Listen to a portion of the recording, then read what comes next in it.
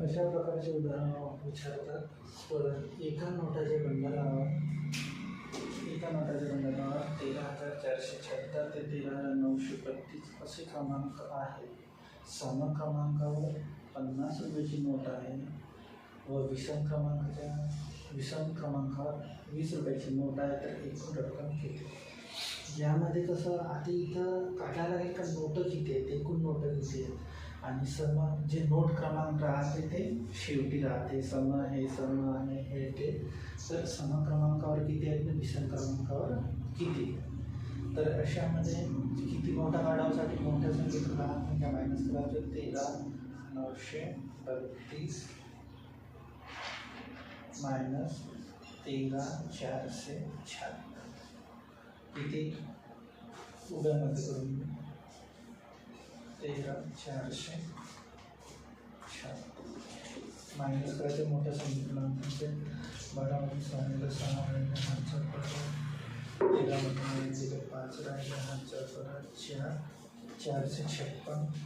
मग एक आपण प्लस करतो, त्यासाठी किती येते 417. आता 400 सम क्रमांकावर किती संख्या आहे. विषम क्रमांकाची नोटा किती आहे. सम क्रमांकाची नोट काढत आहे. सम क्रमांकाची नोट काढावी लागतील आपल्याला. त्याच्यासाठी मग जे की टोटल आहे 456 आहे, त्याला आपण 2ने डिवाइड करू. किती येते 2, 2, 8.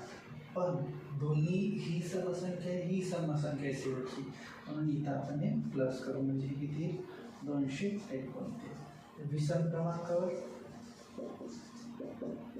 456 भागिले 2 म्हणजे 228. हे झाले एवढे नोट. आता सम क्रमांकावर कितीची नोट आहे.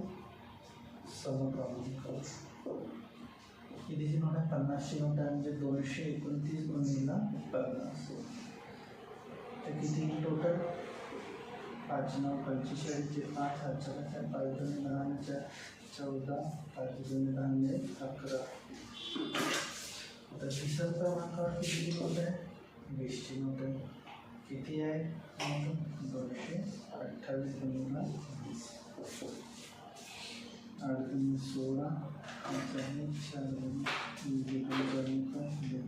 4. यांची बेरीज विचारली आहे. एकूण रक्कम किती त्यांची बेरीज करून 0, 5, 11, 1, 10, 0, 6 ही झाली. ही एक नोटाच्या बंडलात एकूण रक्कम किती आहे 16,100. अशा प्रकारे तुम्ही काढू शकता. समग्र पहिले किती नोट आहेत ते मायनस मोठ्या संख्येत लहान मायनस करायचं. मग किती नोट आहेत ते दोन्ही सम क्रमांक असले तर त्यांना एक प्लस करायचा.